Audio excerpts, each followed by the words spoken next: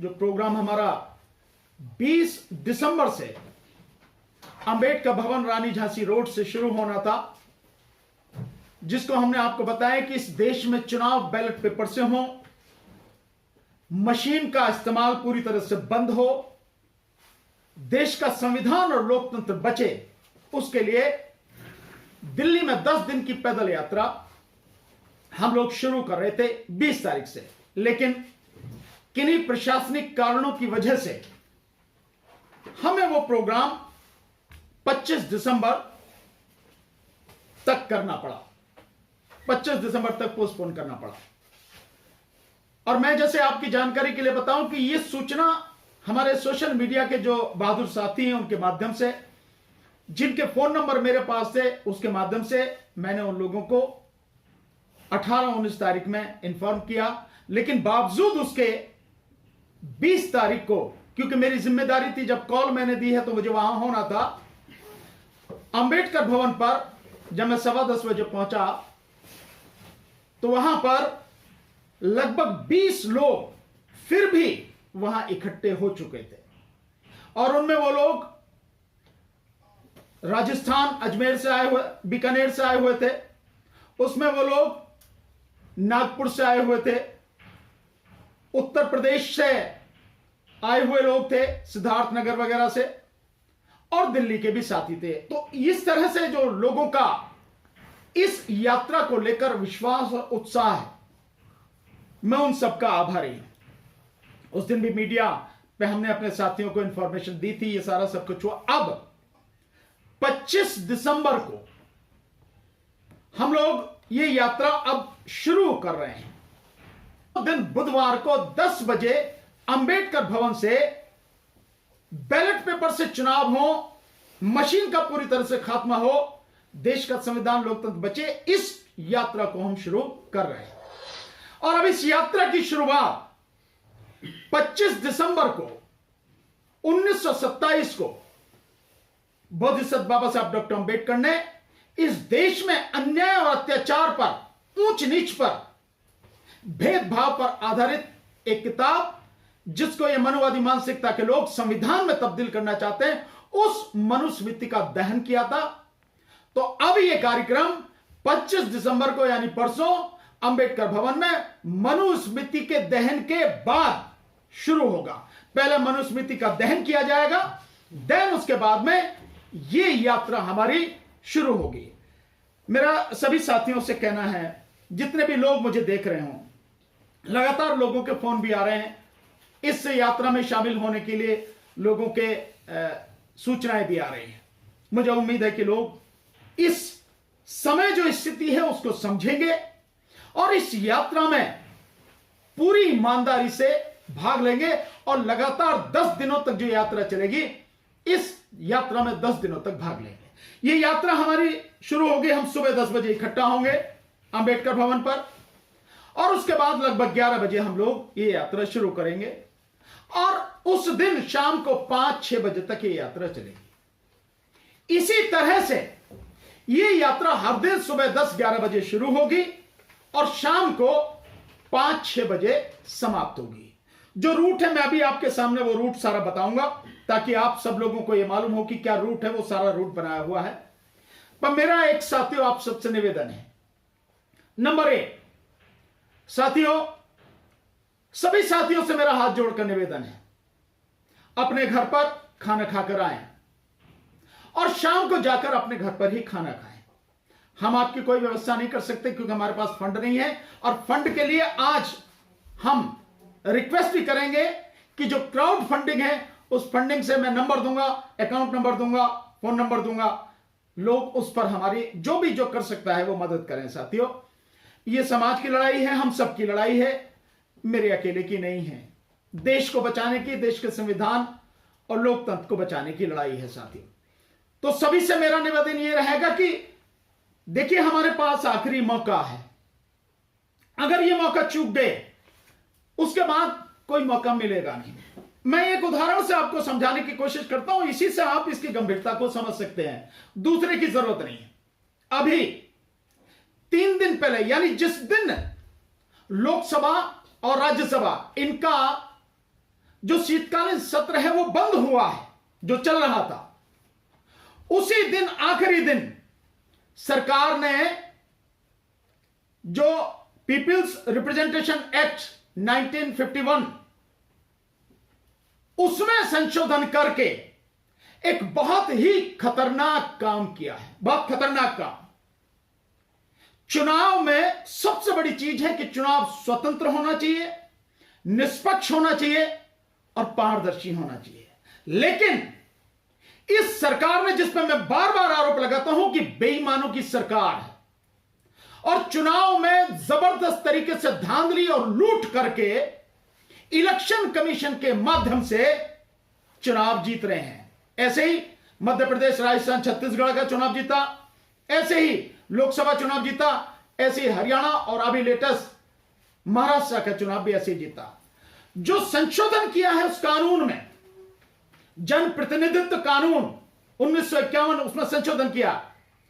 उस संशोधन में उसकी धारा 93 है, उसकी धारा 93(2) के तहत संशोधन किया है कि अब आप कुछ भी इलेक्शन कमीशन से कोई डॉक्यूमेंट मांग नहीं सकते और इलेक्शन कमीशन आपको कोई डॉक्यूमेंट देने के लिए बाध्य नहीं है और कोई अदालत इस विषय में किसी तरह की कार्रवाई नहीं करेगी। और मजेदार बात देखिए कि यह कब है कि जब पंजाब एंड हरियाणा हाईकोर्ट में एक रिट पिटीशन लगी हुई थी और उसमें जो हरियाणा चुनाव के डॉक्यूमेंट मांगे गए थे, हरियाणा पंजाब हाईकोर्ट ने वो आदेश कर दिया कि इनको, इलेक्शन कमीशन को आदेश कर दिया कि इनको जो भी डॉक्यूमेंट मांग रहे हैं दे दिया जाए। उसके बाद यह संशोधन कर दिया गया। संशोधन किसने किया है? सरकार ने। सरकार में कौन बैठा है? मोदी। मोदी कैसे जीत के आ रहा है? बेईमानी से।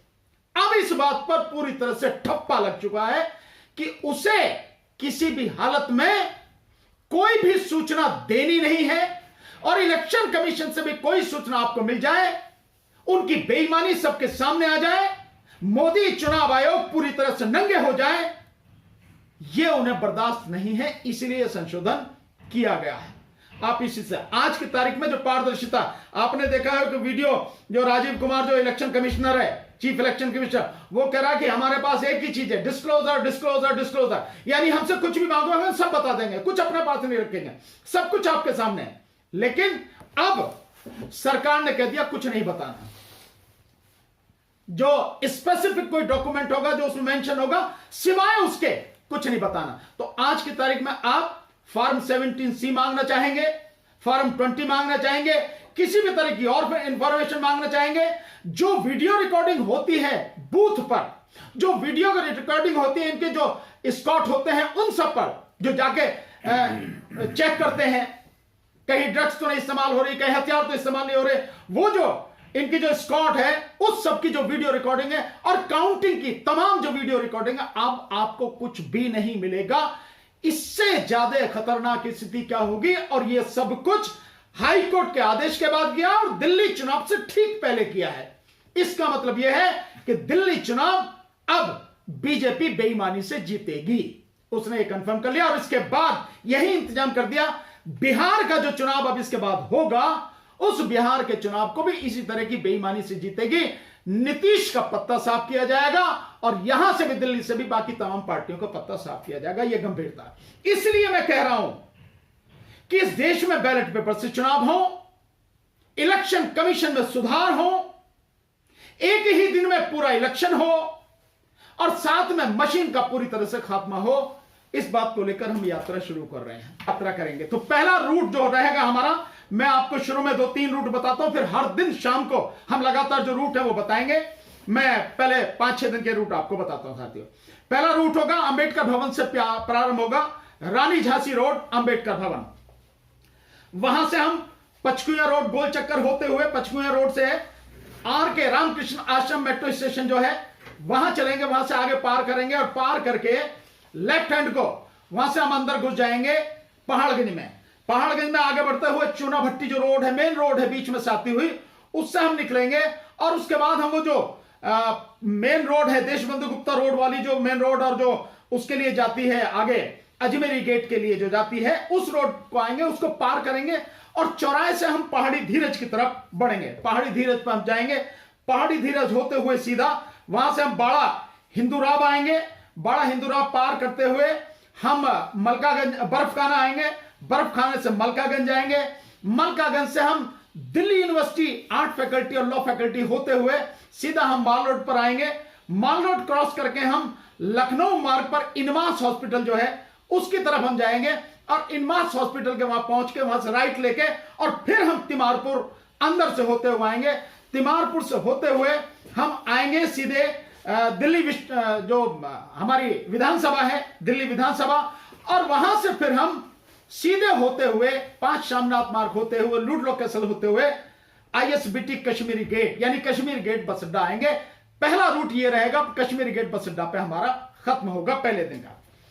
दूसरे दिन का जो शुरू होगा साथियों, दूसरे दिन का रूट यानी 26/12/2024 को हम शुरू करेंगे साथियों, जो आपका शास्त्री पार्क रेड लाइट चौराहा है उससे जब हम पुस्ता पर जाते तो पांचवें पुस्ते से हम लोग शुरू करेंगे।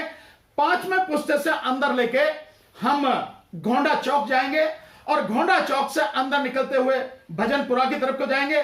भजनपुरा पार करते हुए हम जो वजीराबाद रोड है उसको क्रॉस करेंगे और वो जो मजार है सामने वहां से होते हुए हम करावल नगर जौहरीपुर रोड जो है उधर करावल नगर जाएंगे और करावल नगर चौक पहुंच के वहां से फिर हम मुस्तफाबाद की तरफ आएंगे।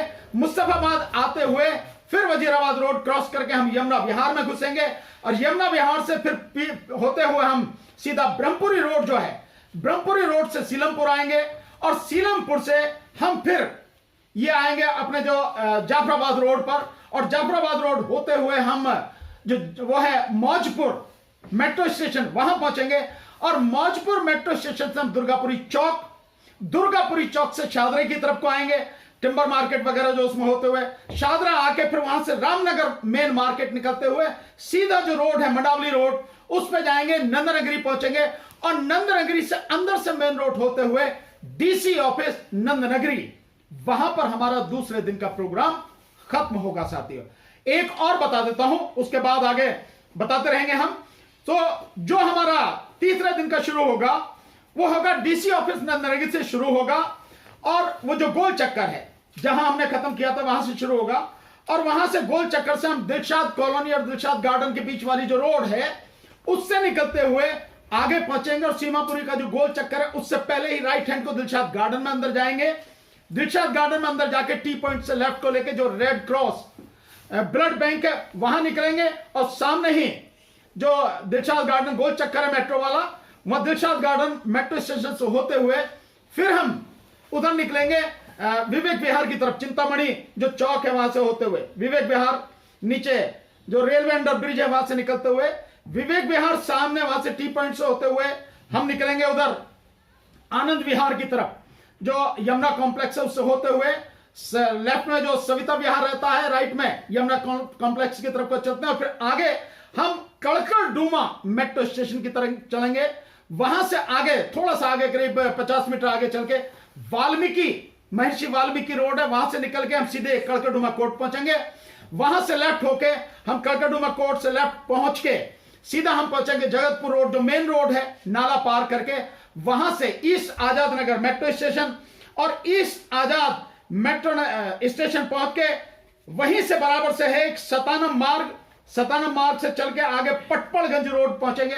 पटपड़गंज रोड पे जब चलेंगे लेफ्ट को तो आगे गीता कॉलोनी पुलिस स्टेशन पड़ेगा, देन आगे प्रीत विहार मेट्रो स्टेशन पड़ेगा, उसको क्रॉस करेंगे पटपड़गंज रोड पे आगे मदर डेयरी पड़ेगी और मदर डेयरी से फिर हम ये जो रोड है एक नरवाना रोड है जहां पर पटपड़गंज की तमाम सोसाइटियां हैं, वहां से होते हुए फिर हम खिचड़ीपुर रोड पे जाएंगे, आगे कल्याणपुरी थाना पहुंचकर वहां से हम त्रिलोकपुरी की तरफ हम लोग जाएंगे और त्रिलोकपुरी पर उस दिन तीसरे दिन का हमारा ये एंड होगा साथियों।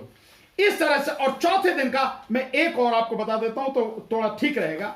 चौथे दिन का साथियों हम प्रारंभ करेंगे कौंडली में अंबेडकर पार्क है, बाबा साहब डॉक्टर अंबेडकर पार्क, वहां से हम शुरू करेंगे, फिर वहां से कौंडली बौद्ध विहार आएंगे, फिर नाला पार करके जो कल्याणपुरी थाना है उसके राइट साइड में जो नाले के बराबर से रोड गई है गाजीपुर चौक के लिए। उसके साथ साथ हम चलेंगे, गाजीपुर चौक पार करेंगे और वहां से आगे चल के पटपड़गंज जो वो है आपका डिपो, उस डिपो से होते हुए हम विकास मार्ग, और विकास मार्ग से फिर प्रीत विहार, फिर निर्माण विहार, प्रीत विहार, फिर आगे होते हुए लक्ष्मी नगर और सीधा आईटीओ पहुंचेंगे रिंग रोड पर। रिंग रोड से राइट को लेंगे, गांधी समाधि पहुंचेंगे। गांधी समाधि से आगे हम अंबेडकर स्टेडियम पहुंचेंगे दिल्ली गेट पर। वहां से फिर दरियागंज होते हुए सीधा दरियागंज पार करके हम जामा मस्जिद पर पहुंचेंगे। जामा मस्जिद पर चौथे दिन का हमारा ये प्रोग्राम खत्म होगा साथियों। इस तरह से हम लोगों ने ये रूट बनाया है और इसी तरह से आगे का हमारा रूट है। एक छोटा सा और रूट है, वो और बता देता हूं। जामा मस्जिद से अगले दिन यानी 5वें दिन 29/12/2024 को जो हम शुरू करेंगे वो जामा मस्जिद से शुरू करेंगे। जामा मस्जिद से हम गुरुद्वारा शीशगंज पहुंचेंगे, वहां से चांदनी चौक होते हुए फतेहपुर मस्जिद, फतेहपुर मस्जिद से लाल कुआं रोड होते हुए सीताराम बाजार रोड वहां पे पहुंचेंगे। फिर वहां से मोहम्मदीन इलायची मार्ग और उसके बाद में रामलीला मैदान, दिल्ली का जो रामलीला मैदान है वहां पहुंचेंगे। वहां से चमनलाल मार्ग होते हुए 12 खंबा चौराया पहुंचेंगे। 12 खंबा चौराहे से आगे जाके सीधे हम जनपद पहुंचेंगे और जनपद से जो बड़ा गोल चक्कर है वहां से अशोक रोड होते हुए इंडिया गेट का पूरा जो आधा चक्कर है वो लेते हम डॉक्टर जाकिर हुसैन मार्ग पर पहुंचेंगे और वहां से फिर निजामुद्दीन के सामने जो वो सब जो बुर्ज सर्किल है निजामुद्दीन का, उस बुर्ज पर 5वें दिन की हमारी यात्रा खत्म होगी और फिर आगे से 5वें दिन और 5 दिन की हमें चलेगी। अभी मैं आपको सिर्फ ये बता रहा हूं, उसके बाद का सारा मैंने बना लिया है, लेकिन मैं आपको धीरे धीरे ये सारी चीज जब बीच में एक और प्रेस कॉन्फ्रेंस करेंगे तब हम आपको साथी बताएंगे। तो मेरा सब साथियों से निवेदन है, ये रूट जिसके मार्ग में जहां जहां पड़ रहा है, मैं चाहता हूं सारे साथी वहां इसको कवर करें। और एक और चीज साथियों मैं आपको बताना चाहता हूं, हमारे साथी, मैं सबसे रिक्वेस्ट करूंगा मीडिया के साथी, वो लिंक में जो हमारी पार्टी का, राष्ट्रीय जनहित संघर्ष पार्टी का जो ऑफिशियल अकाउंट है, उस अकाउंट में आप पेटीएम के माध्यम से हमें जिस तरह की भी, जैसी जिसकी क्षमता हो, जैसी जिसकी इच्छा हो, वो हमें आर्थिक मदद कर सकते हैं। बिना आपकी आर्थिक मदद के ये चलने वाला नहीं है साथियों। हम जितना चला सकते हैं, जितना कर सकते हैं किया है, लेकिन ये लड़ाई लंबी है। ये पहले फेज में हम दिल्ली में ये पैदल यात्रा कर रहे हैं, ये यात्रा पूरे देश में होगी। इसके बाद हम महाराष्ट्र शिफ्ट होंगे, वहां होगी और पूरा आंदोलन खड़ा किया जाएगा। तो आपकी मदद के बिना यह संभव नहीं है। दूसरा, मैं एक नंबर और आपको दे रहा हूं, मेरा वो नंबर है फोन पे। फोन पे के माध्यम से मेरे उस नंबर पर आप लोग जो भी चाहें आर्थिक मदद कर सकते हैं। मैं नंबर आपको बता रहा हूं साथियों, 8587999747 नंबर में एक बार और बोल रहा हूं। आर्थिक मदद के लिए जो फोन पे के माध्यम से आप कर सकते हैं 8587999747, ये 2 नंबर हैं। और जो लिंक में आपको दे दिया जाएगा, मैं साथियों से रिक्वेस्ट करूंगा कि लिंक में वो जो पेटीएम अकाउंट का है उसका स्क्वायर जो है आप उसको स्कैन करके हमें मदद कर सकते हैं।